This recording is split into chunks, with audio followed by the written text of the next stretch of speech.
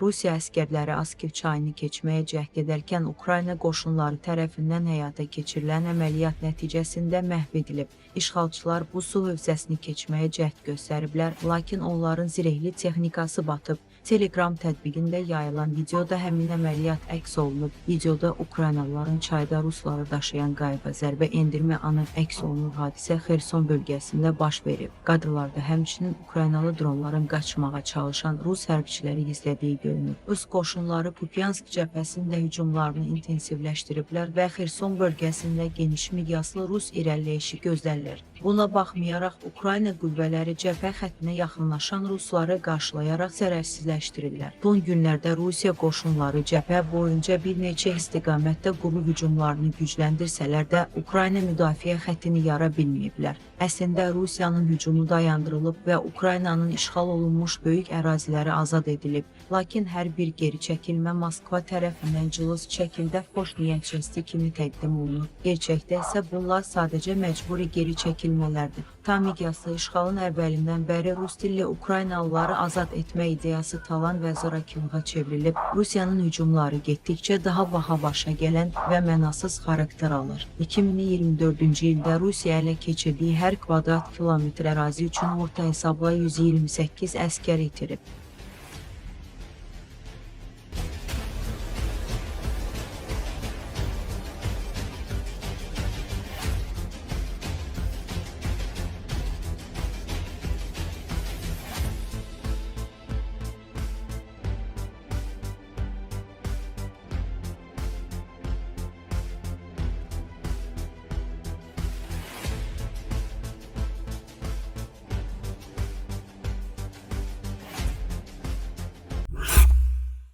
Ukrayna hələ də Sovet təyyarələrindən tam istifadə edir, lakin eyni zamanda onları müasir müharibəyə inteqrasiya edir. Aviasiya eksperti Anatoliy Xravchenski Obozrevatelə bu sayədə qarşılaşdıqları çətinliklər barədə danışıb. Biz hələ də Su-24, Su-27, MiG-29, yəni soyuq müharibə dövrünün aviasiyası ilə vuruşuruq. Lakin yox olmayan, əksinə müharibəyə çevrilən mühəndislik məktəbi sayəsində bu veteranlar müasir silahlar üçün platformaya çevrildilər, o qeyd edib. Beləliklə, Ukraynanın Su-24, Su-27, MiG-29 təyyarələri cəbhə boyu Rusiya mövqelərini darmadağın edir və ruslar bunu görür. Ekspert izah edib ki, Su-24 məsələn Britaniyanın Storm Shadow və Fransanın Scalp qanadlı raketlərinə uyğunlaşdırılıb ki, bu da düşmənin məhv edilmə dərinliyini dəyişib. Onun sözlərinə görə MiG-29 və Su-27 Amerika yüksək dəqiqlikli Jitomer hava bombalarını daşımaq imkanı əldə edib. Və bu artıq təkcə səmanın müdafiəsi deyil,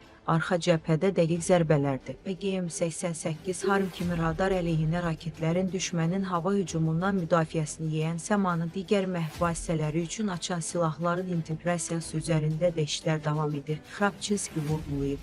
Eyni zamanda yolda bir çox problem var. Əsas problem isə resurslardır. O deyir, bu halda parkı döyüşə hazır vəziyyətdə saxlamaq sənətə çevrilir.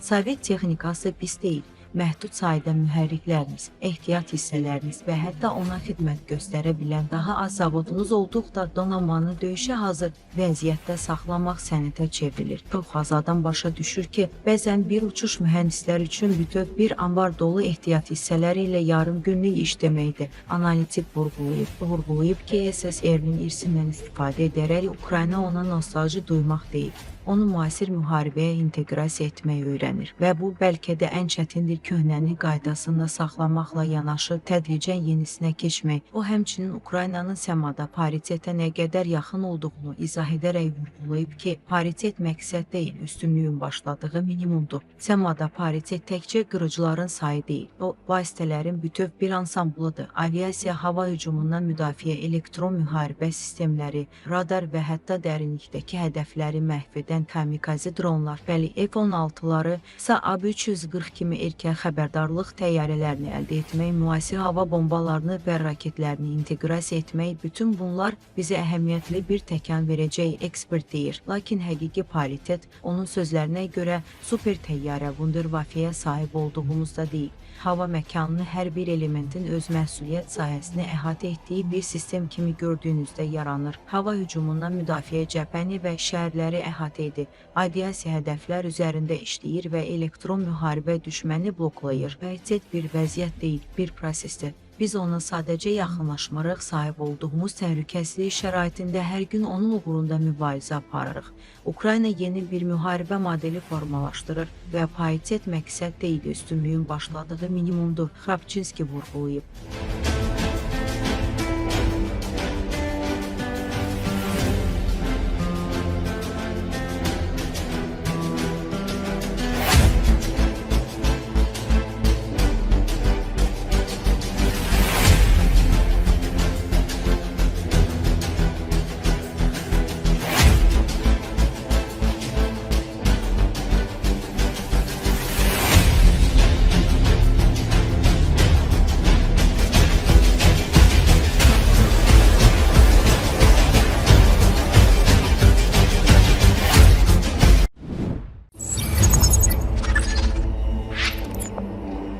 Rusiya rəsmiləri diktator Putinin müharibəni bitirmək üçün danışıqlara maraq göstərmək cəhdlərinə baxmayaraq Ukrayna prezidentinin, hökumətinin və konstitusiyasının qanuniliyini inkar etməkdə davam edirlər. Bu barədə Amerika Müharibə Araşdırmaları İnstitutu məlumat yayıb. Analitiklər Rusiya Təhlükəsizlik Şurasının sədr müavini Dmitri Medvedevin 20 may tarixli bəyanatlarını araşdırıblar. Medvedev bildirib ki, hazırda heç bir Ukrayna rəsmisi Rusiya ilə sülh müqaviləsi imzalamaq səlahiyyətinə malik deyil. Medvedev Ukraynanın suverenliyini şübhə altına alıb və Rusiyanın Ukraynanın tam təslim olması ilə nəticələnən köhnə tələblərini bir daha təkrarlayıb. Müharibə Araşdırmaları İnstitutu vurğulayıb ki, Medvedevin bəyanatları Putinin ABŞ prezidenti Donald Trump'a Ukrayna ilə dərhal ikitərəfli danışıqlara başlamaq barədə əldə etdiyi razılaşma ilə birbaşa ziddiyyət təşkil edir və göstərir ki, Rusiya lideri Trump'a verdiyi iddia edilən vədlərə cavab olaraq öz rəsmilərinə Ukraynanı nüfuzdan salmaqla bağlı bəyanatları dayandırmağı əmr etməyib. Analitiklərin fikrincə Putin Ukrayna ilə xoş niyyətlə danışıqlar aparmaq niyyətində deyil.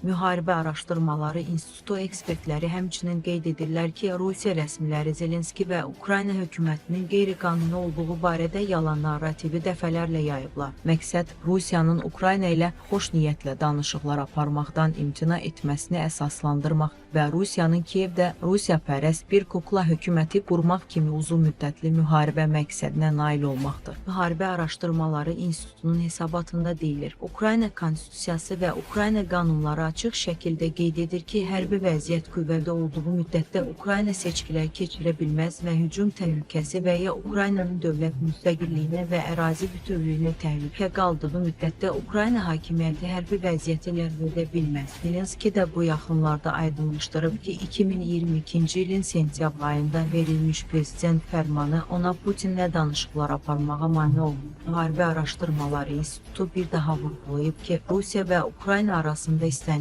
uzun müddətli sülh müqaviləsi Rusiyanın Ukrayna prezidentinin, hökumətinin və konstitusiyasının qanuniliyini açıq şəkildə tanınmasını ehtiva etməlidir. Xatırladaq ki, 19 mayda ABŞ prezidenti Donald Trump Rusiya lideri Vladimir Putinlə telefon danışığı aparıb. Trump bildirib ki, Rusiya və Ukrayna dərhal atəşkəs və müharibəyə son qoymaq barədə danışıqlara başlayacaqlar. Zəngdən əvvəl Amerika lideri Volodymyr Zelenski ilə telefonla danışıb. Trump'ın Rusiya diktatoru ilə söhbətdən sonra Ukrayna prezidentinə də zəng edəcəyi gözlənilir. Onun sözlərinə görə Rusiya güya hərbi əməliyyatların dayandırılmasını dəstəkləyir. Lakin sülhə doğru irəliləmək üçün ən effektiv yolları inkişaf etdirmək lazımdır. Bu əlavə edib ki, Kreml Ukrayna ilə xüsusilə atəşkəsi nəzərdə tutan bir memorandum üzərində işləməyə hazırdır. Putin Ukrayna ilə danışıqlar prosesinin başlamasını şərh edərkən ümumiyyətlə doğru yoldayıq deyib.